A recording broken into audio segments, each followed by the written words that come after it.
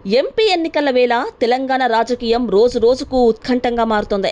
ఇక గులాబీ బాస్ కేసీఆర్కు అయితే కాంగ్రెస్ పార్టీ కంటిపై కునుకు లేకుండా చేస్తోంది.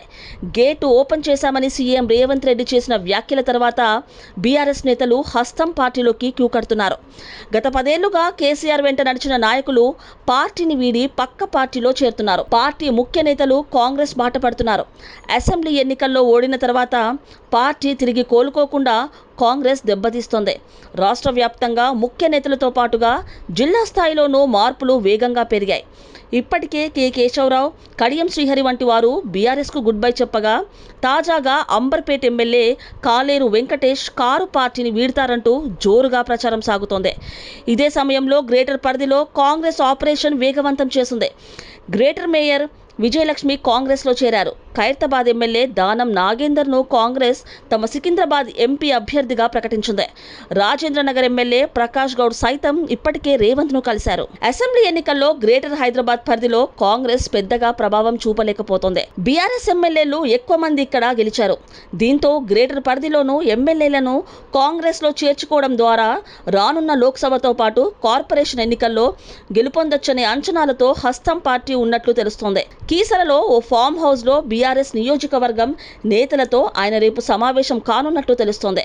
తన భవిష్యత్తు కార్యాచరణపై ఈ సమావేశంలో నిర్ణయం తీసుకోనున్నారు. ఇప్పటికే కాంగ్రెస్ నేతలతో కాలేరు వెంకటేష్ టచ్లోకి వెళ్లినట్టు తెలుస్తోంది. గత 4 రోజులుగా కాలేరు వెంకటేష్ పార్టీ కార్యక్రమాలకు దూరంగా ఉంటూ వస్తున్నారు. మరోవైపు ఎమ్మెల్యే కాలేరు వెంకటేష్ అందుబాటులో లేకపోవడంతో ఇవాల్టి కేటీఆర్ అంబర్పేట్ పర్యటన వాయిదా వేసుకున్నారు. 2-3 రోజుల్లో ఎమ్మెల్యే కాలేరు వెంకటేష్ కారు దిగి కాంగ్రెస్లోకి వెళ్తారనే ప్రచారం జరుగుతోంది. అయితే రాజకీయంగా బీఆర్ఎస్ పార్టీని తనను ఎదుర్కోలేకనే పార్టీ మారుతున్నారంటూ ఇతర పార్టీ నాయకులు ఆరోపణలు చేస్తున్నారని మహబూబాబాద్ ఎంపీ మాలోతు కవిత పేర్కొన్నారు. ఈ మేరకు ఆమె ఒక ప్రకటన విడుదల చేశారు. వరంగల్ ఎంపీ అభ్యర్థి కడియం కావ్య పోటీ నుంచి తప్పుకున్నట్టు ప్రకటన వెలువడిన తర్వాత తాను కూడా వైదొలుగుతున్నట్టు కొందరు పనిగొట్టుకొని తనపై దుష్ప్రచారం చేస్తున్నారని ఆరోపించారు. కొట్లాడడం తన రక్తంలోనే ఉందని, కథన రంగంలో దూసుకెళ్లడమే తనకు అలవాటని చెప్పుకొచ్చారు.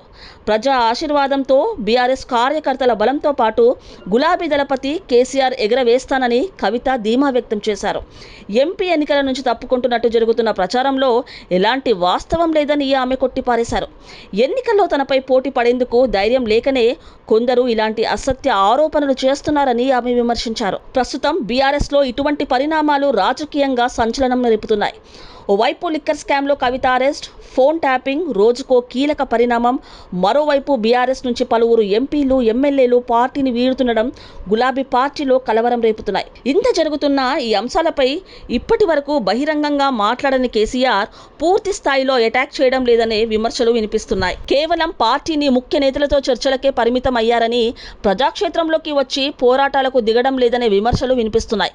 ఈ క్రమంలో రేపటి నుంచి చేపట్టబోయే జిల్లాల పర్యటనలో గులాబీ బాస్ ఎవరిని టార్గెట్ చేయబోతున్నారనే దానిపై రాజకీయ వర్గాల్లో ఉత్కంఠ నెలకొంది. ఆదివారం నుంచి మాజీ సీఎం కేసీఆర్ జిల్లాల్లో పర్యటించబోతున్నారు. రేపు జనగామ, సూర్యాపేట, నల్గొండ జిల్లాల్లో కేసీఆర్ పర్యటించి రైతులను పరామర్శించనున్నారు. అయితే అసెంబ్లీ ఎన్నికల్లో పార్టీ ఓటమి అనంతరం కేసీఆర్ ఫిబ్రవరి 13 తేదీన నల్గొండ సభ, మార్చి 12వ తేదీన కరీంనగర్ కదనబేరి సభలో హాజరయ్యారు. ఆ సమయంలో కాంగ్రెస్ పార్టీపై తీవ్ర స్థాయిలో విరుచుకుపడ్డారు.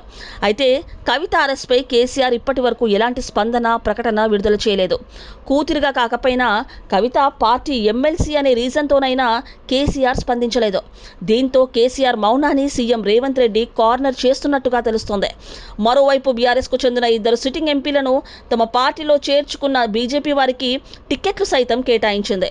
ఈ నేపథ్యంలోనే రేపటి పర్యటనలో కేసీఆర్ ఏ అంశాలపై ఎవరెవరిని టార్గెట్ చేయబోతున్నారు?